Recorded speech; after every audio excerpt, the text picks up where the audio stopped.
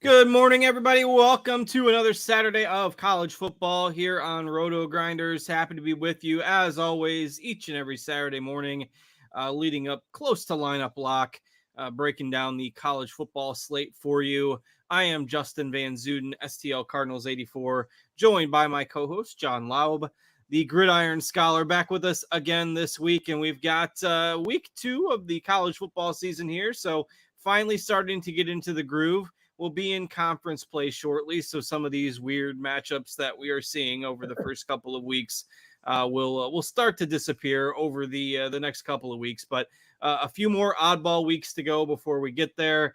But I'd say a much more interesting slate here this week in week 2 than what we had a week ago. So we will break it down here for you over the next hour or so. John, how you doing this morning?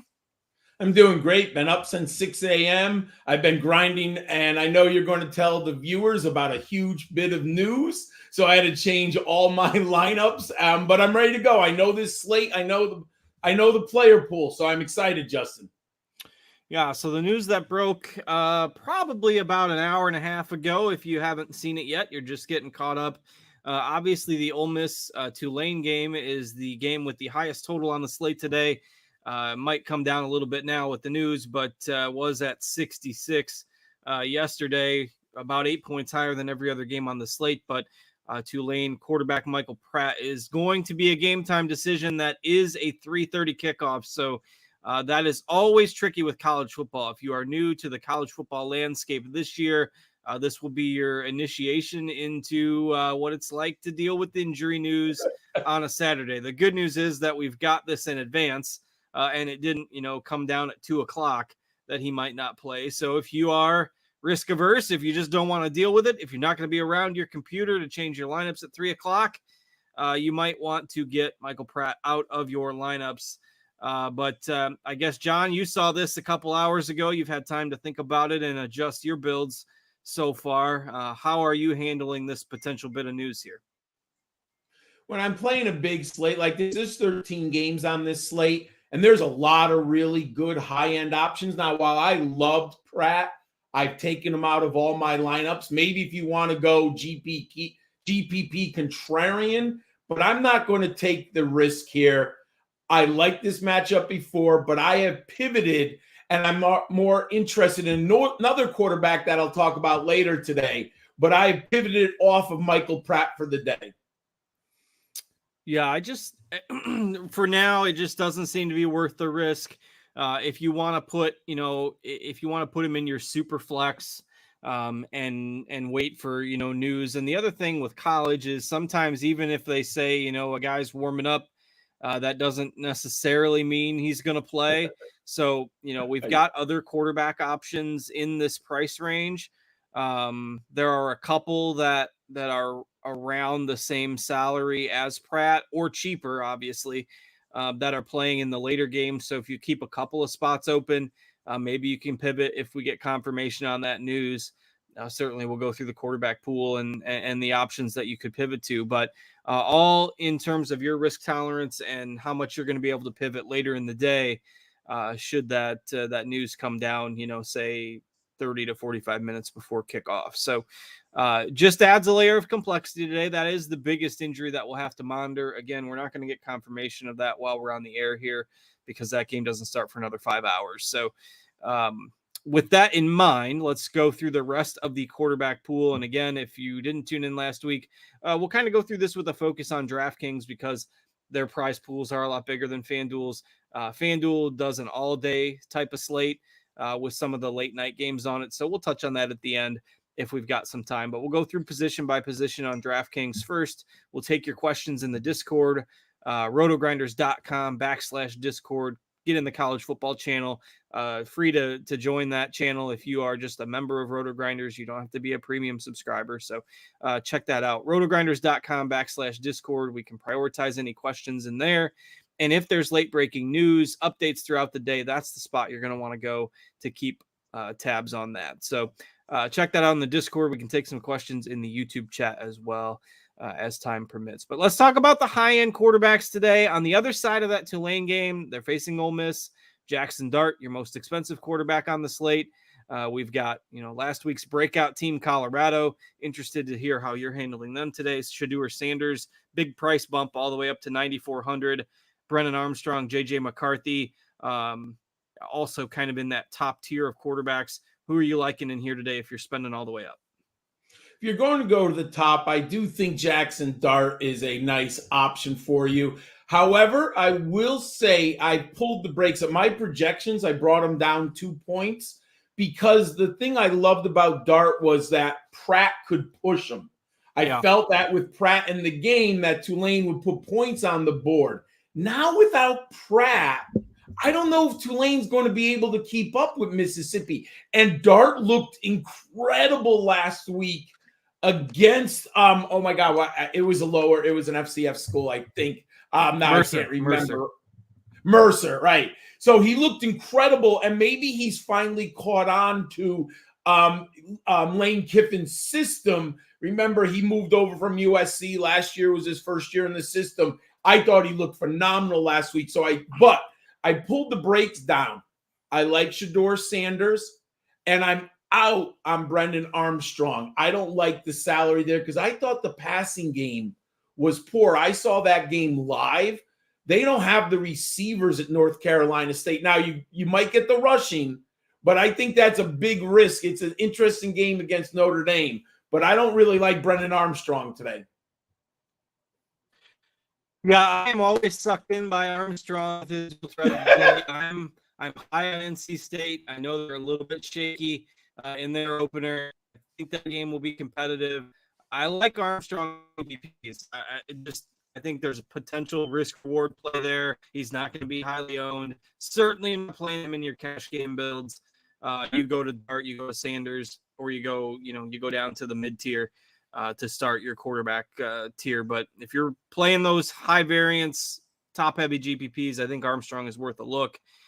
Where do you stand on Colorado as a whole? I mean, really tough on the one-game sample size versus, how legit is this team? We talked last week. 60-some new players, whatever it is. Offense looked, dynamic, fast-paced last week against TCU. Defense maybe has some concerns. But where does this team go? Are they overpriced in general this week? How are you feeling about Colorado long-term? I do like the offense long-term. I think they're priced at their ceiling, which can be a little bit intimidating. Hey, they played great. I only had them in a GPP because I didn't think cash game Shedeur Sanders in the past. I didn't know where the ball would go between their receivers, and all three of them, I think all three had 100 yards last week. And I definitely didn't see the freshman running back, Dylan Edwards, breaking out with 4 touchdowns. But what I was impressed with, Justin, they have a lot of speed. They have a great offensive coordinator. They're coming home. So I'll say this. I'm a believer. I believe they can put up a minimum of 4 touchdowns this week against Nebraska.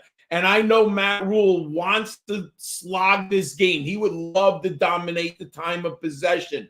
But they're so explosive at when they put Dylan Edwards and those 3 receivers, Justin, on the field, they could just hit a 60-yard home run at any moment. I mean, I don't know if Nebraska has that much defensive speed in the secondary to slow down this Colorado offense right now.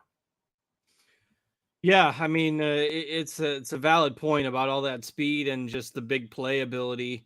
Nebraska looked solid defensively in their opener, but how much of that is, hey, they played Minnesota. Minnesota, doesn't really return anything offensively. Really nothing. And so, I just don't think you can put much stock into, them holding Minnesota to 13 points in the first week. That said, like you mentioned with Colorado being priced at a ceiling, it'll be really interesting to see where the masses go on that. I'm kind of, taking a neutral stance on it now. We'll be interested to see how this week plays out against another, pretty stout competition in Nebraska. But that kind of takes us into the mid-tier of quarterbacks. And obviously, if you're not wanting to play Michael Pratt right now, you're probably going to see a little bit more ownership, go to guys like Devin Leary. Jeff Sims was already projecting as one of the best plays on the slate. In the other side of that game against Colorado, Sims was terrible in their first game with the arm, through 3 picks and just 19 passes. But we know he's got dual threat ability. He was the leading rusher on the team. We know that Colorado is going to play fast. And the one weakness last week, we talk about their offense being great, but Colorado did give up 40 points as well. So you fine with the Sims chalk in the mid range, or do you prefer somebody else? Oh, Justin, I am eating at the Jeff Sims buffet. He had 19 attempts, and I know it's chalk, so I agree with you in that. But anyone who watched that game against TCU, what did they give up? 240 yards on the ground, Colorado? And last year, Colorado was dead last against the run. I mean, Sims, you don't want your quarterback to have 19 carries over the course of a long season. But Justin, he is explosive. I watched him a lot at Georgia Tech, and they obviously didn't have the players around him. I think Sims gets at least 10, 12 carries today. That's his floor. And remember, we get the 100-yard bonus for rushing, and Sims has the potential to do that, especially against his poor linebacking unit. So I'm going to eat the chalk with Jeff Sims because, look, if I get the rushing touchdown, I get 70 yards on the ground. Yes, he was not good with his arm last week, Justin. That would just be a bonus, anything that he can throw. He should, if it goes game script and Colorado gets ahead, Jeff Sims is going to be forced to throw the ball. So maybe we get 200 yards passing and a touchdown there. But I'll eat the chalk. Yeah, the Jeff Sims buffet sounds like a great place for lunch. We'll see if Colorado can allow us to eat a little bit.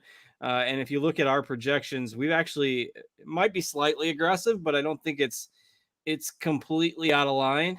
Sims, we actually have projected as the highest scoring quarterback on the slate, raw points, even when you're not factoring in salary. Maybe that's a little bit of a ding on the higher end quarterbacks, but I think he's certainly the guy you want to be playing in cash games at that $7,200 salary tag. I think you'll see even more ownership go there because Pratt is questionable now. So you'll see people save a little bit more salary and get down to Sims. If we go cheaper yet, we've got a couple of options in the 5 and 6K range on DraftKings. The two that are most intriguing in terms of projections, Cam Fancher for Marshall, which is also a potential leverage spot because, as we'll talk about in a little bit, Marshall's running back is probably going to be the highest owned player on the slate. So in GPPs, if you want to pivot away from the running back chalk and go to Fancher and maybe a pass catcher, that's an option. And the guy I'm most intrigued on is Hudson Card. Purdue watched a little bit of their game last week, which kind of turned into an unexpected shootout against Fresno. And Purdue actually ended up losing that game 39-35. So some question marks on defense for Purdue, but Card did look good, threw a couple touchdowns, no picks, and Purdue put up 35 points. So I think Hudson Card at 6K is the best value quarterback on the slate. You could maybe go, down into the 5K range. If you want to take, a quarterback at Jordan McLeod, you can see for JMU against it's an FCS versus FBS spot, but Virginia, one of the worst kind of Power 5 teams. So if you want to go punt it at 5K, that would probably be my option. Can't really hit Ben Bryant. Northwestern was so bad last week against runners. But to me, I don't think you go below Hudson Card at 6K. He's my favorite QB2, especially on the cheap there. So, John, your thoughts on anybody else at quarterback here? Yeah, I would be very reluctant to play Jordan McLeod also, even though he's $5,000. I think that's hard. To put him into your super flex. I agree with you on Hudson Card. I think Hudson Card is a very interesting player if you're looking to load up at the running back, or maybe you want to go high-end wide receiver. So I like that. But I'll say if you are looking to build around the price range of Michael Pratt, I do like Will Howard, Kansas State against Troy. Kansas State is sneakily pretty good on offense, and Will Howard has a big arm, and he could score a rushing touchdown here or there. I bet you he has 5 or 6 by the end of the year. So I think that's an interesting pivot with not a huge ownership. And I will say, if you want a high floor, Justin, Sam Hartman, Notre Dame. He doesn't have the rushing upside. I don't think in Notre Dame. He did score some rushing touchdowns, Wake Forest, but I don't think that's how the Notre Dame offense is set up. You can go to Hartman. I just don't know if his ceiling is there. But those are two players who we haven't discussed who are right there in the Michael Pratt within, what is it, $2,000 either side, 8.8, 8.6 of Pratt. So I do like those two if you're looking to pivot there. Yeah, and I think most people will just take the savings and go down to Sims. So, the options in that range aren't going to be mega popular, which adds some appeal for tournaments for sure. All right, let's go to the running back position and talk about some of the higher end plays there at running back today. Obviously, we'll get to the value. Let's talk about the value chalk first. So I'll sort by it frames the discussion better if we talk about Ali first. So let's talk about Marshall running back, Rasheen Ali, super cheap, 18 carries, 100 plus yards last week. What are we doing with him today? It's hard to swallow this chalk. And when I saw it, I think I went online to DraftKings and I saw the price. The misprice, I should say, all of a sudden on Wednesday. And I'm like, man, he's going to be like 80% owned because if you're playing CFB, you should know how good Rasheen Ali is. Now, for anyone who doesn't know, he was injured last year, so he missed a bunch of time. And maybe that's why it's factoring into his price salary. It doesn't really make a lot of sense to me. But the year before, he was unbelievable. He had a very good bowl game. He came back last week. It's 4,800, Justin, and in cash games, what I've learned over the years, that I'm just going to take the chalk and beat people at other spots. He gives me some salary flexibility and allows me to go in other directions. So even if he's 80% owned, I'll just take it. Now, I think in GPP, I think you almost have to fade him. I think you have to, I like what you had mentioned with their quarterback, go in another direction. Because if you're looking to beat a massive, and win in the top 5 for GPP, I think you have to hope that Ali only gets 23 points and that you can beat them in a different position. Yeah, I think that's a really good, it's a really good route in GPPs. If you're building like 50, 60 lineups, you probably don't want to be completely fading Ali today, but pivoting some lineups to maybe one of their receivers quarterback combo is certainly viable as well. So knowing that, and you got to play him in cash games, like you mentioned, even at 80%, whatever, let other people make the mistake. So knowing that everyone's going to have a viable, cheap running back option, you probably do have the ability to spend up on a top tier guy. We've got the Michigan guys, and Corum and Edwards weren't really needed for much last week in an easy win. They face a really bad UNLV rush defense today. You've got Judkins here in a potential shootout. You've got Ray Davis in what could be a lopsided game. Estimate for Notre Dame. What are you doing on the high end this week? The one guy I like the most, and I have most lineups built with him, is Quinshawn Judkins. Obviously now, even with Tulane, might not have the ability to keep up offensively with the Rebels. Maybe they're going to run the ball. I thought Jenkins looked great last week. I thought both him and Dart. Now, it was an easier matchup, obviously. But Jenkins is an outside Heisman candidate, and I know they're going to want to get him ready for the SEC competition. So I like him here a lot. I'm going to fade Corum. You and I talked about Corum last week. Michigan, when they have these easy matchups, Justin, they kind of let Corum, here you go, 10 carries, you get your touchdown. Maybe you get 70 yards rushing. And you know what, son? Have a good day. Thank you for your service. We're going to take you out. If I'm going to go with the Michigan running back, which I have in some lineups, I'm going Donovan Edwards. And it's simply because he's, even though Corum can hit a home run, don't get me wrong, I do think Edwards is the more explosive of the two backs. And I do think he's a better pass catcher. And J.J. McCarthy looked good last week throwing the football. So maybe they can get Edwards into the game more. Maybe you get lucky with one of those 50, 60-yard screens that he's capable of taken to the house. So I'm going to go to Edwards if I want one of the Michigan backs. Now, the interesting player who I haven't heard many people talk about, but our site has him highly projected, 30% ownership. I like Ray Davis against, Eastern Kentucky there. I think the Wildcats are going to run the football. He looked great last week. So Ray Davis is an interesting play. You might want to sprinkle him in a few lineups. Yeah, if that game stays, remotely competitive and he can get 3+ quarters of action, I think he's a really strong play there, depending on how close that game is. I think Estime is interesting for GPPs as well. I mean, Notre Dame's played a couple of patsies so far. So in theory, he should get a little bit more work this week. Not projecting for that many fewer fantasy points than some of these other top options. And you're probably going to get him around, 5% or so in GPPs. Agree with the take on Donovan Edwards that you had, and Edwards had a subpar game last week. So I think maybe they look to get him going a little bit more, build some confidence heading into conference play in a few weeks.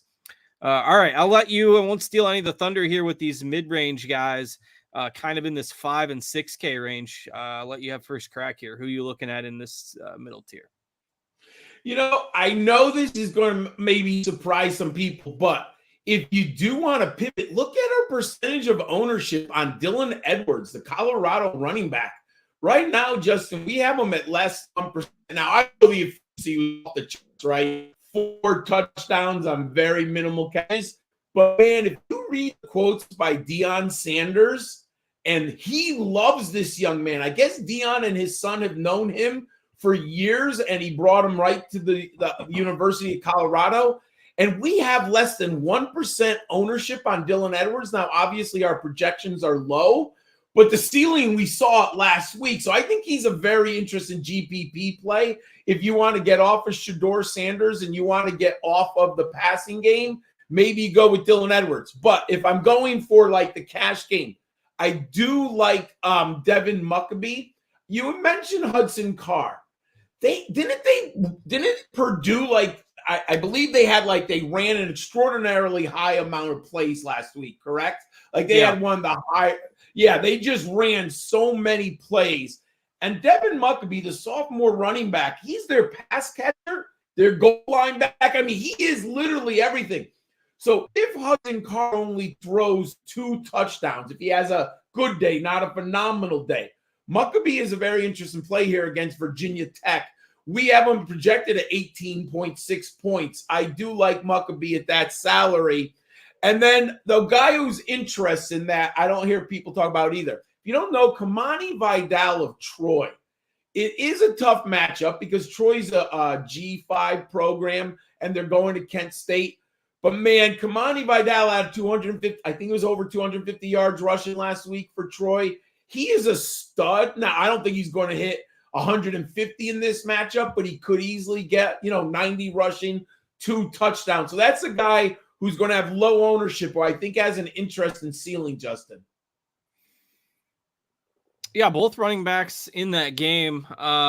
You've got Giddens on the other side as well, who is projecting, at higher ownership, but really in terms of fantasy point projection, we've got them about even. So like both of those guys in the middle tier, obviously Maccabee for Purdue, very solid as well. And this is kind of a bit of a dead zone.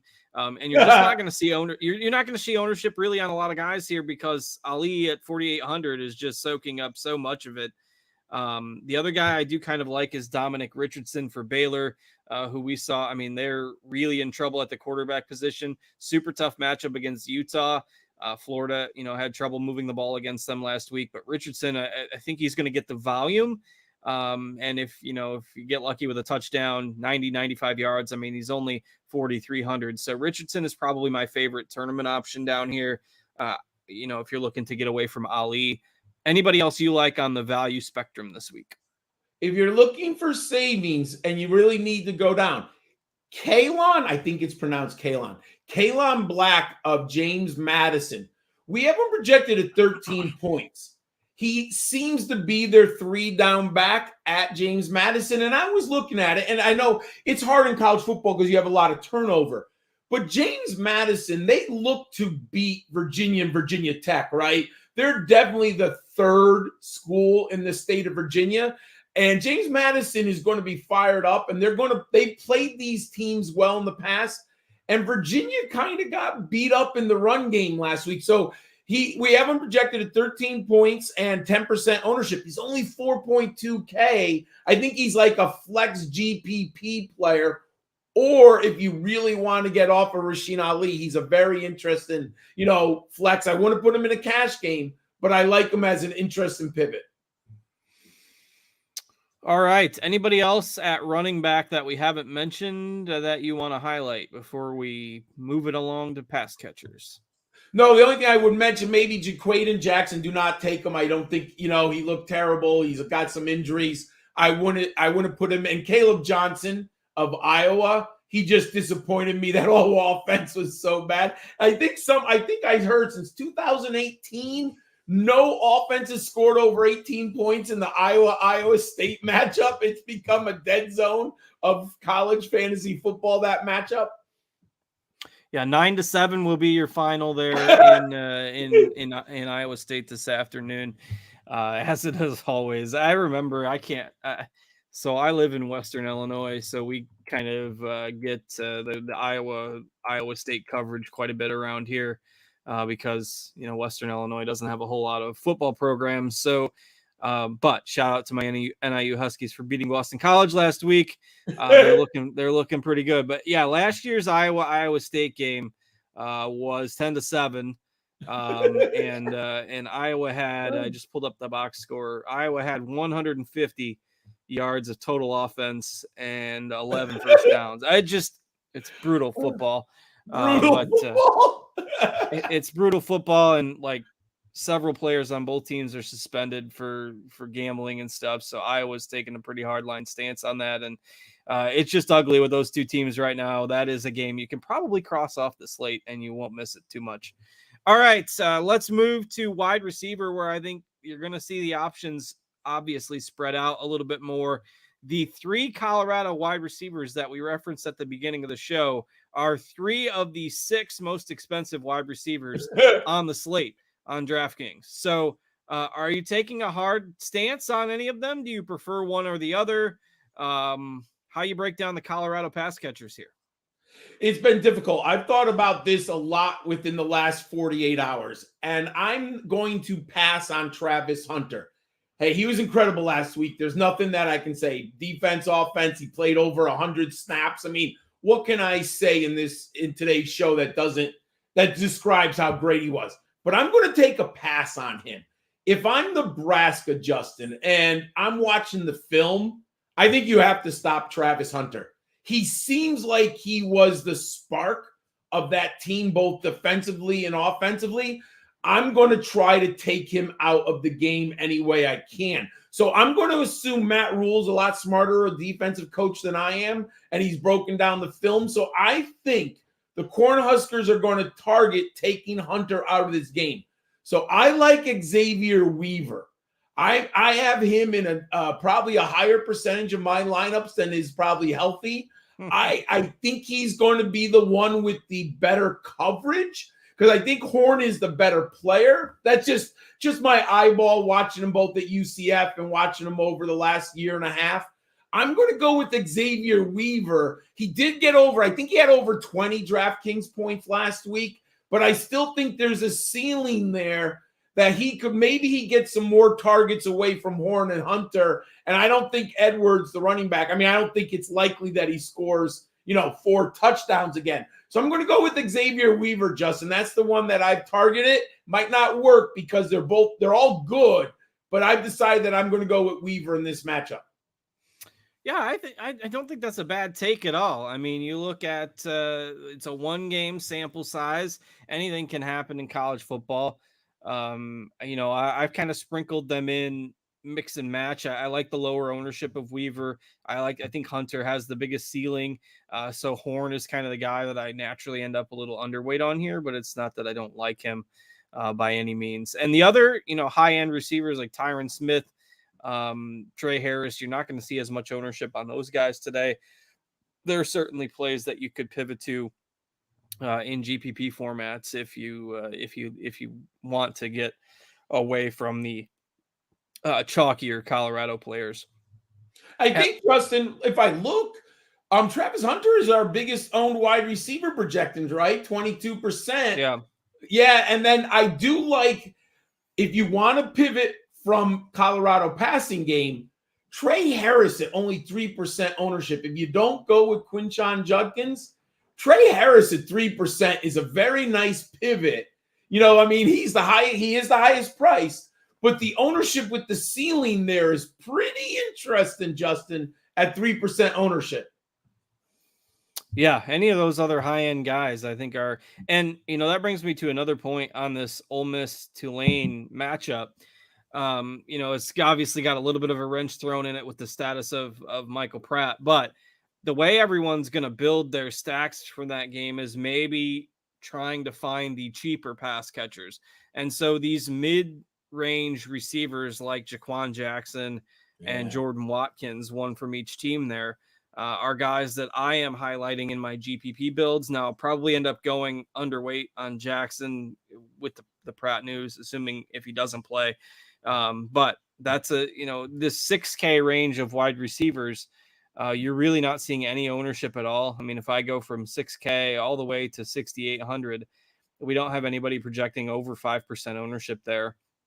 And that's because, if I sort by projected ownership, you can see we start to get a lot of these value guys up towards the top of the list. Deion Burks, Dane Key, Roman Wilson, Malachi Fields, Jalen Noel, Barian Brown. All these guys are priced below 6,000. So those mid-tier wide receivers in the Ole Miss Tulane game, I think, are super intriguing for your GPP builds. Let's start to talk about some of these value guys. I mean, I just rattled off about 5 or 6 names there. Do you have a strong take on who you want to try to prioritize in terms of cheaper running back or cheaper wide receivers today? Yeah, he's got a high ownership, so I understand if you're worried in cash games, or even if you want. I don't think you can put him in GPP, but I do like Deion Burks. We know that they're going to pepper that X position. I believe he ran most of his routes on the outside for Purdue last week. And I'm not convinced that Virginia Tech is that tough on the back end. Now, I can't go Muckabee and Burks. I think you have to choose one of the two. But I like Deion Burks. I picked him up in my season-long leagues. I know this is, but that's how much I like him. I just think long-term he's going to be very interesting. He's still very low, 4.8, right? So you get some salary savings there. I think Purdue's going to throw the ball all over the field today. And one player that I'm interested in, Dane Key, the wide receiver of Kentucky. We have him projected at pretty high ownership, around 25%. But I thought he's a sophomore just like Barian Brown. And we had mentioned Barian Brown. I should say. I put him in my cash game. I got lucky with the kick return. He saved my day. It wasn't great, but at least with the kick return, I got something out of him because his passing chops weren't there. And as I'm watching the Dane Key is the guy getting all the targets, and he was more productive. So I do like Dane Key and Deion Burks if you're looking down low at wide receiver there. Yeah, 2 really strong options. If you're out on the Michigan running backs, I think Roman Wilson is fine, but I do like Roman. Yeah, he worries me just a little bit because Michigan's favored by like 34 points, I think. So, it's just I don't love taking wide receivers in that type of game environment. If you're in on the Jeff Sims, but don't, maybe he's going to throw it a little bit more, not going to run it 20 times a day. Do you have a take on Marcus Washington? Maybe anybody else that we haven't yet mentioned on the value range. I mean, there's so many guys in here. Jalen Johnson picking up a decent projection for ECU. You've got Malik Washington for Virginia in a cupcake matchup. Anybody else that we should highlight? Billy Kemp, maybe on the lower side of the Nebraska wide receiver train. I'm not against Malik Washington if you do like, if you want a quarterback wide receiver combo, which I'll say in general in my cash games, I try to have one.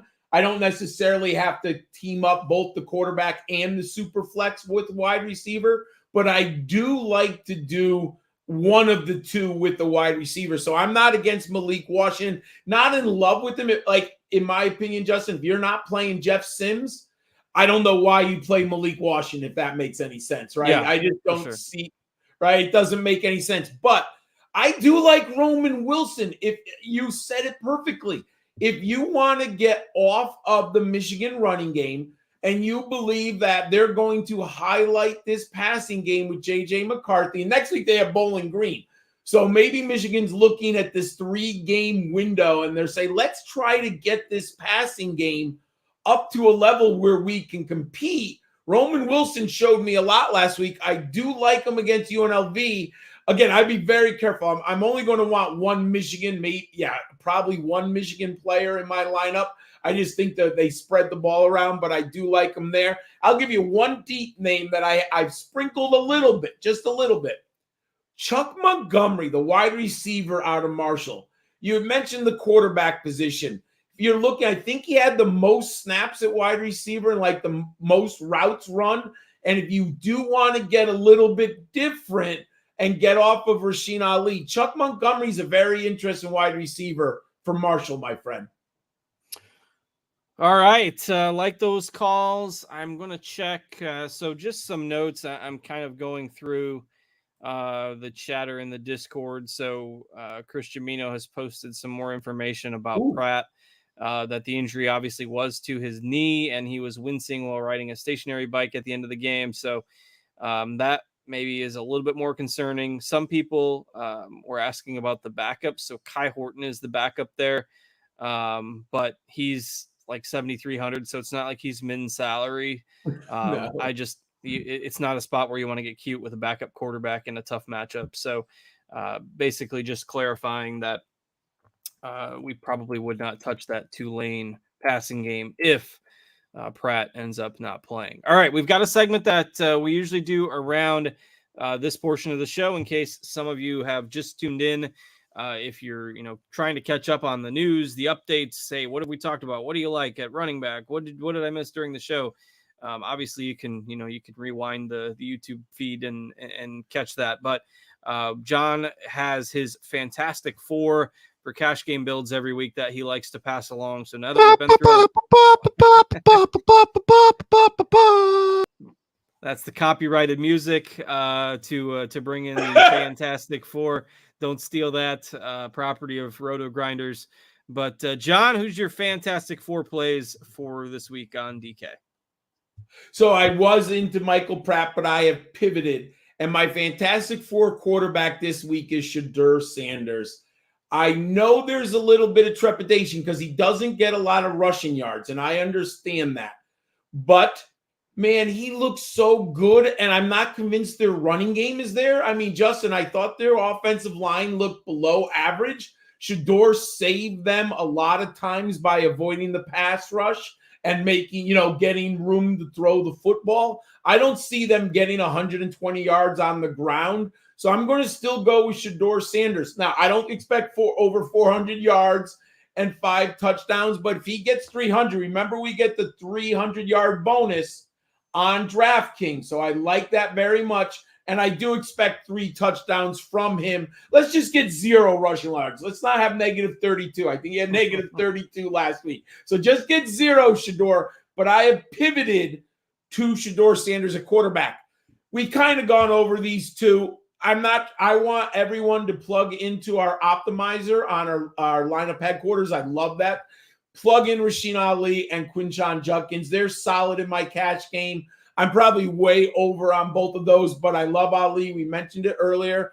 And Quinshon Judkins, I just think now that we're getting this news, and of course we have to wait till 2 o'clock, but Quinshon Judkins looks like he's in a perfect place to smash. He might have 3 touchdowns. He's got an incredible ceiling. And at wide receiver, I do like Deion Burks. I think his ceiling is too enticing. I'm not convinced Virginia Tech is very good on the back end. They're going to run a lot of plays. Justin mentioned it earlier. You like Hudson Carr at his price. Well, I like Hudson Carr too. He's pretty interesting, right, Justin? Well, if he's going to throw the ball over 40 times, well, I'll take their leading receiver. So the Fantastic 4 today is Rasheen Ali, Deion, John Duncan, and Shedeur Sanders. That gives you enough salary remaining to plug in our optimizer and get out of different options. Yeah, really strong plays there. I think those are 4 guys that you absolutely have to consider. The quarterbacks all up in the air now with Pratt's injury. So make sure you're keeping an eye on that if you do want to play him. All right. I don't see any specific questions. I do see one asking about a game being delayed, and I have not seen that. I haven't seen that. I'm going to check and bear with me here as we try to multitask, but Sure. I didn't think there was a weather issue. No, when I looked earlier, but once about 10 o'clock, I'm getting ready for our show. So I don't look around. I know there's a hurricane, but I didn't think it's going to affect any games today, but I could be not that I remember. Let me go. All right. Yeah, it's the Vanderbilt versus Wake game already started. That was a 11 o'clock start, so it's not on any of the DFS slates. They're about like 2 minutes into the game, and they're in a lightning delay. So, okay. That's the issue, but that is irrelevant to us from a DFS lineup building perspective. So Vandy Wake is in a delay. Don't worry about that. That's not on the main slate. All right. I think we're good as far as questions. Somebody asking Judkins or Braylon Allen on FanDuel, and that leads us nicely into a discussion on the FanDuel slate. I'll load that up, but do you have a take on Judkins versus Braylon Allen? Braylon Allen, who got some touchdowns vultured by Ches Malusi last week. Both Wisconsin running backs got theirs against Buffalo. They've got another similar matchup against Washington State today, but Judkins or Allen at the top of the running backs on FanDuel. So, it's funny, Justin, because I was having a sweat watching that Wisconsin. I have like 4 TVs and I have Wisconsin on a little TV. I'm like, what is happening? But luckily in the second half, he got me my DraftKings points. So we've all had the sweat before in our DFS careers. But if I'm going to go between the two of them, it really, might sound like a cop-out, but if I'm going to go the passing game of Mississippi, I will take Braylon Allen on FanDuel. But if I'm going to go away from Jackson Dart, I'm going to go Quinshon Judkins. So I prefer Judkins. If I had I would say Judkins in 55%, Allen in 45%, but I would go Quinshon Judkins. If I had one lineup and I had to make a decision, it would be Judkins. I do agree there as well. All right, so let's talk about the FanDuel slate. Again, we mentioned FanDuel is more of an all-day type of format. There is a good amount of overlap with the afternoon games, but FanDuel has added some of the late-night starts, and what I like to do is I like to just highlight those games in our optimizer here. There are quite a few. Some of them are not, the most exciting, but you look at the quarterbacks that we have on the FanDuel slate. It's so much of a different conversation on FanDuel because you've got Bo Nix, you've got Dylan Gabriel, you've got Drake May, you've got Plumlee, you've got Jalen Milroe. All these guys are on the FanDuel slate that aren't on the DraftKings slate. So the quarterback conversation just becomes totally different because you don't necessarily maybe want to go with one of the top end guys on DraftKings unless you're playing Dart or Sanders. But most will agree that, Gabriel and May and Nix are generally higher upside fantasy quarterbacks. So do you prefer another option on FanDuel at the high end of quarterbacks today? This I've given a lot of thought to, Justin, because I do like, it's fun to see the difference in the slates, right? And the night to evening slate. I like Tyler Shook of Texas Tech. He's pretty far down. I can't even count 1, 2, 3, 4, 5, 6, 7, 8, 9, 10, 11. He's the 11th price quarterback. So if you pivot from Bo Nix to Tyler Shook, you're saving $3,000. And Tyler Shook is the home opponent against the Ducks. And I do believe that Bo Nix is going to go out there and put a lot of points on the board, and they're going to force Texas Tech. There's no way Texas Tech can win this game if they don't score a minimum of 35 points. So you're going to have an environment with the Zach Kitley offense where they're throwing the football like crazy. They might throw the ball 50 times. We know Oregon's explosive. Look at what Bucky Irvin did last week on the ground and how quickly Oregon put points on the board, right, Justin? So Oregon's going to go in today, and I would assume they're going to score 36 points. That's going to force Texas Tech, that already wants to run or score a lot of points. So I love Tyler Shuck in this game. And here's what's interesting. Maybe I'm wrong. If you really want to change strategy, I don't think people are going to be on Jalen Milroe of Alabama. Some people are not as impressed. I thought he looked very good. Obviously, he's a better runner right now than he is of a thrower. But Jalen Milroe, I think, is an interesting pivot. I didn't see. What's our projected ownership? I didn't switch to the slate. Do you have that up on FanDuel?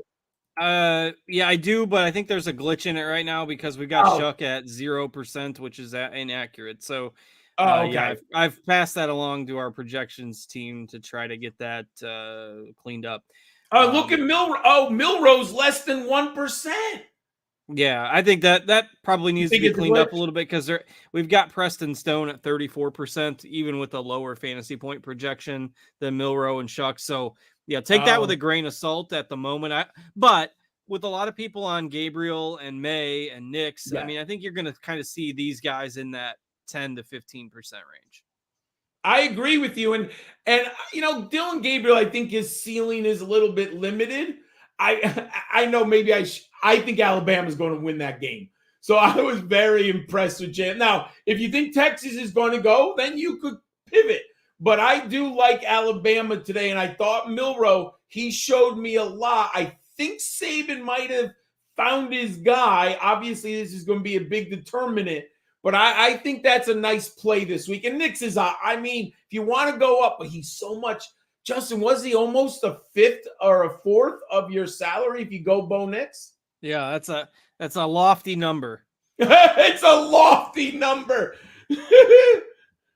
I mean, just you gotta, you can save right $1,200 with May, you can save $1,600 with Milroe, you can save $3,000 with Shuck. So, Nix, I like Bo Nix. It's tougher to get him. And I'm not super interested in the punts here. I think spending at quarterback is definitely valuable on FanDuel. Let's talk about some of the running back options here. And again, I'm going to take the projected ownership with a grain of salt right now because it's definitely messed up a little bit there. But you've got RJ Harvey showed well in the opener. Bucky Irving, again, elevated price there for Oregon. But you've just got options here from teams that are projected to score a lot of points. Anybody you like at running back on FanDuel? I'm going to bring up, if you're looking to save, and obviously if you're going to go Bo Nix, you need to find some salary savings here. He's a transfer, and he's at Virginia Tech. Bracial Tootin, the running back there. I believe he had 48 snaps, if my memory serves me, last week for the Hokies. And I believe he's coming from an FCS program. I liked his toughness. I thought he played well. I do believe Virginia Tech is going to want to control the clock. So how are you going to do that against Purdue? You're going to run the football. He's very cheap at 6.6, and we have him projected at 14 points.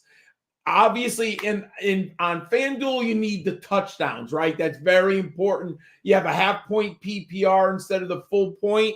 But I think Tootin could get 2 rushing touchdowns if they're able to move the ball on the ground against Purdue. So I like him if you're looking to really save at the running back position. And you mentioned before, Dominic Richardson of Baylor is still a very nice price even on this slate. All right, let's go ahead and talk about receivers here before we call it a show.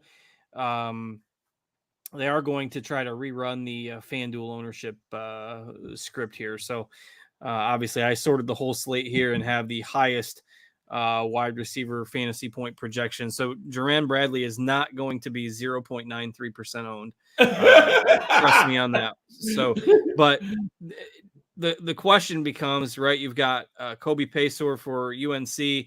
One of their top wide receivers missed last week and will likely be out again. So he was the biggest beneficiary last week. Bradley, I mean, do we like, say, Bradley or Paysour over the Colorado guys, I guess, basically is the question on FanDuel. On FanDuel, I decided to pivot away from the Colorado passing game. One, it's only a half-point PPR, and I don't know where the touchdowns are going to go. So it's a little bit more difficult to project that we're going to get one receiver with 2, maybe 3 touchdowns. So what I've done is, because I do want a piece of this Ducks passing game, Justin, I have a lineup with Troy Franklin, and then I included Jerand Bradley, because I'm going to go with the Bradley Shuck hookup, and I'm going to come back with the Troy Franklin.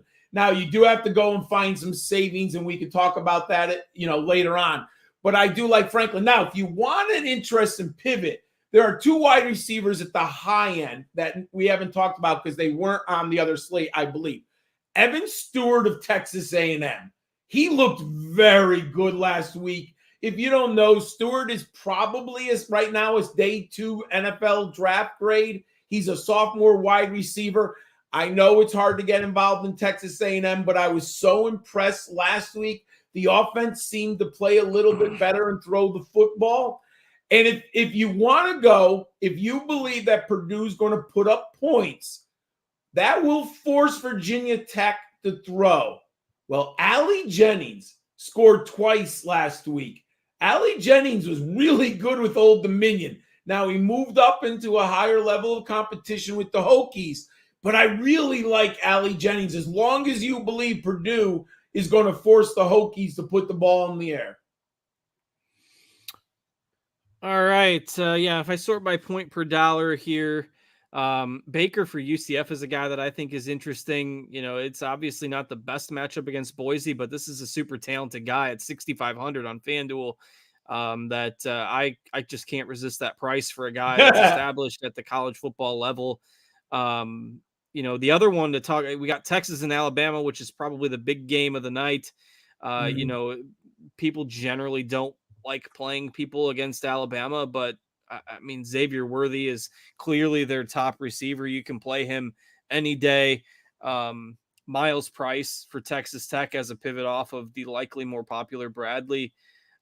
Anybody else you like at receiver on FanDuel before we call it a show? Maybe some value guys. Anybody sticking out to you that we haven't mentioned yet? If you want to go crazy, Luke Lachey on FanDuel is a little bit more interesting than on DraftKings because he could score and we need the touchdown upside.